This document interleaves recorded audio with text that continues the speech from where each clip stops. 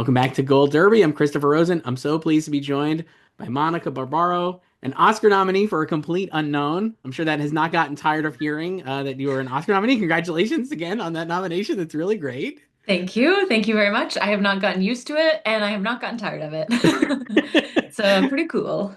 I guess I wanted to start. I know like your performance is so amazing. I know you literally though this we were talking this week. You met Joan Baez finally, I think, in real life, right? Like that actually Yeah. happened. I know you'd spoken to her before a little bit before the movie. So how was it to actually meet Joan Baez after playing her in this movie? It was pretty wild. Luckily, we'd been in touch a bit since, and she said lovely things to me in a voicemail after she watched the movie, and then she has since said lovely things publicly as well. Mhm. And so that pressure had like eased a little bit. And then also it was a concert where she sang, so I dealt with all of my really immense emotions and just like my mind being blown. I handled all of that before I was like face to face with her. So that was good too, because I was really worried I was going to just start like, I don't know, crying or falling over. I don't know. I was nervous about my ability to like make eye contact and string a sentence together. So I was able to do that before I saw her, and then we hugged, and it was just like it was crazy. It felt there was a familiarity there that I really appreciated, and also everyone around her was so welcoming and lovely. You do such an amazing job in this movie. That's so great to hear. Obviously, I'm sure that was really nice to hear that about Joyce. You're amazing in the movie. The thing I think that stands out to me, or at least having your not just your singing voice, but your voice is completely different as Joan. Like the sound of your voice is different, right? And I know I think you had like prosthetic teeth too, right? Like all of these Mhm. different things it just kind of blows me away. I guess how did you find like we hear about like like I don't know like you always hear about like act like when you're playing a real person like changing your voice to sound like them, but wow, you really do just the speaking voice and the singing voice. So I guess like how did you find her voice, even just like the regular speaking voice, which is completely different, obviously from I think the way you sound in real life. So like it's a testament to your work. But how did you do that? Thank you. Um, well, I once the teeth came in, I did have a conversation with a lovely vocal coach about getting past. There was just like the slightest lisp that they gave me, and she didn't have a lisp, so I worked on that. But generally, I just studied her. I didn't work with a speech coach on her. I was doing the vocal coaching Right. and learning to sing as her. Um, but I just sort of like played with, I guess, some mimicry of her, and I played with her accent, and I uh yeah, I don't know. She I can't quite even I can't really place what her accent is really. So there wasn't something specific to study, but she did have a way with certain vowels that was different than the way I speak. And so I played with that. Same with like I didn't have a movement coach, but I was a dancer, so I just sort of observed bits and pieces of things that she did, and kind of just tried to hold on to that. I guess it's funny. I haven't actually been asked much about that. Usually people are, curious about how I learned to sing and how I learned to play guitar. Um, and I think in light of those things, like in I didn't even pay as much Hmm. attention to the work that I did on the other bits and pieces that made up the character. Yeah, no, it's incredible. I just think it's such a great job because I was like really Thank you. impressed by that. And obviously, your singing is unbelievable. So the first sequence where you're singing as Joan is when you're singing "House of the Rising Sun," right? Yeah. And just a great song, and your performance here is so great. And then when you push the mic away and go a cappella without them, I just think I just talking about it gives me chills. So I was like, and I've watched this movie a few times. I'm like, Oh my it's just God, an thank you. unbelievable performance, and like that's your first time singing. So obviously, like I don't know how you shot it, if you shot it chronologically or not, but obviously the pressure of that scene is obviously very high for the audience, right? Because you have to immediately be like, well, there's Joan Baez singing this great, she's great. So I guess like, how did you kind of like prepare for that sequence and really, especially knowing the pressure of like having to do that, all that stuff I just think is wonderful. So I guess like how'd you kind of Thank you. prepare for that basically to do it?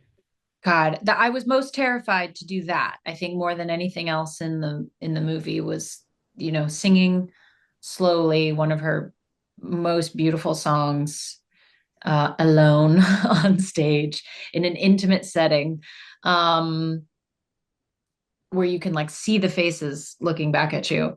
Um, I I was pretty terrified. I focused on that song a lot. We pre-recorded that song very early, so I knew that that version of the song was not the one that I was happiest with because I hadn't when we pre-recorded it. I think the vinyl has the pre-record on it or something like that, or parts of I don't know how they do what they do, but the vibrato wasn't quite there, not nearly to the extent that I got later. Um, and uh yeah, I likened it to this. There's this thing that you do in ballet. It's called the adagio, where like you've come off the bar and you stand in the middle of the room and you just like slowly, excruciatingly slowly have to develop, like you have to put your leg in the air just like so slowly. And I explained this to my friends that I danced with. I was like, this is like doing an adagio at half speed in a thing I've never done before. It's just the only thing I could really think in that moment was like how terrified I was, or in the moments leading up to it. When I finally did it, what I learned from Joan is that she's just this excellent storyteller, and the way she sort of hovers on different words and different lyrics brings the songs she sings to life.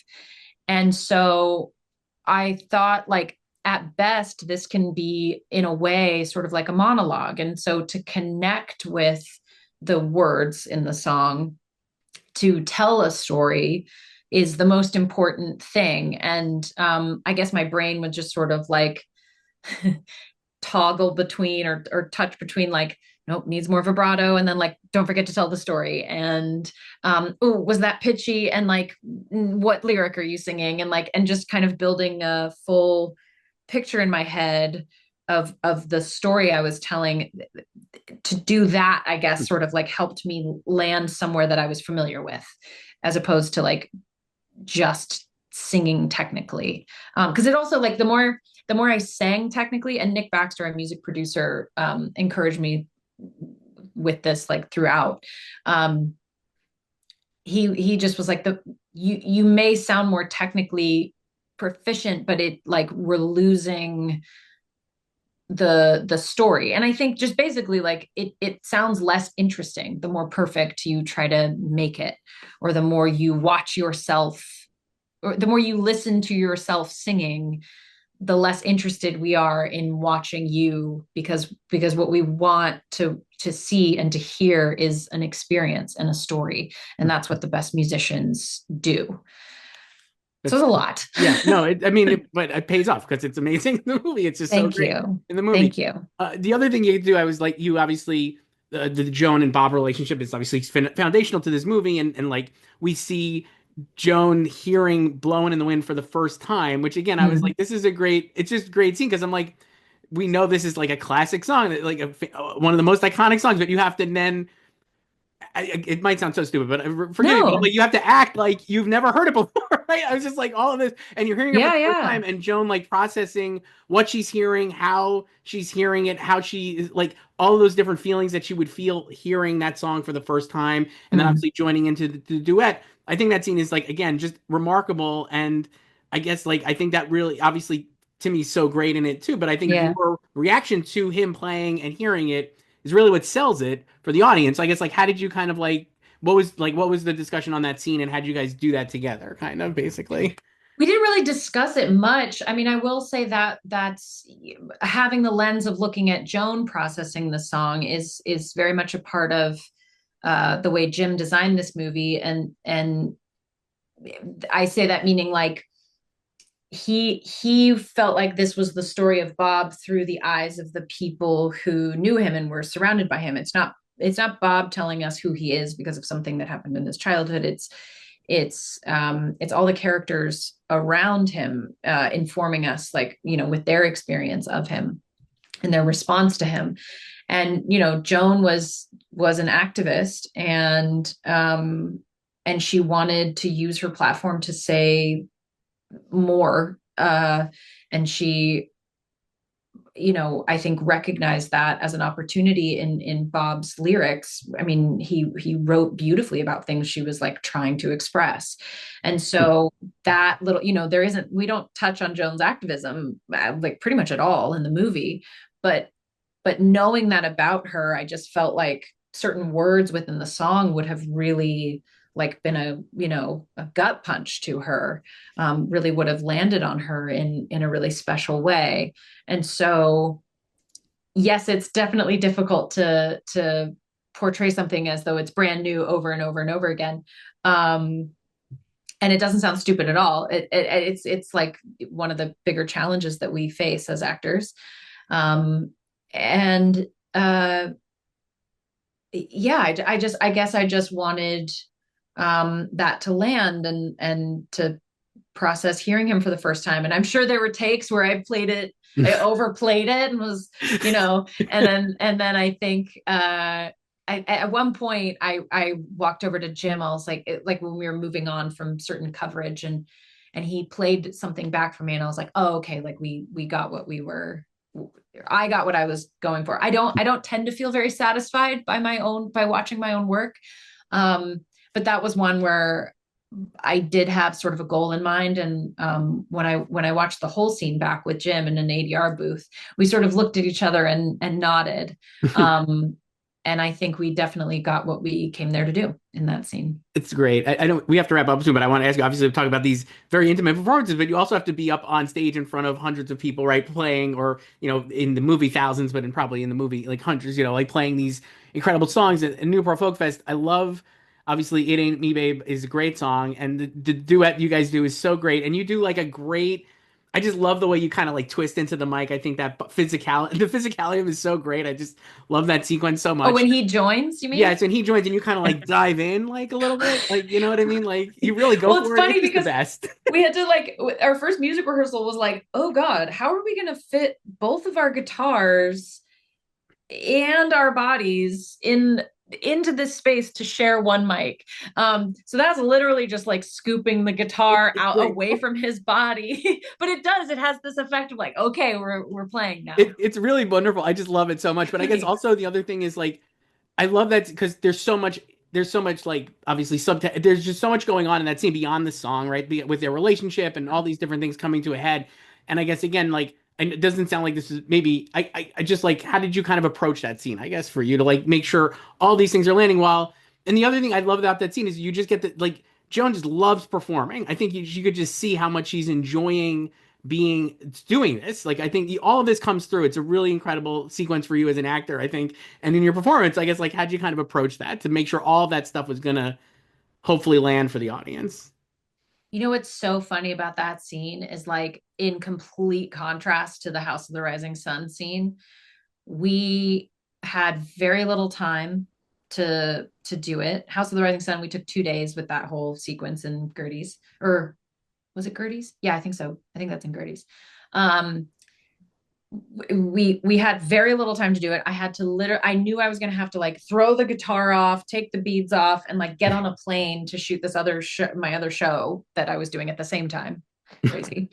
Um, and yet we had become so comfortable performing live, and we had done so many songs at that point. We had collaborated a fair amount at that point, so we were comfortable. We had already done Girl from the North Country, we'd done the Pittsburgh stuff, and like a few other things. And so there was just like immediate comfortability there, and like, I don't know, we knew Elle was anchoring this scene in a beautiful way.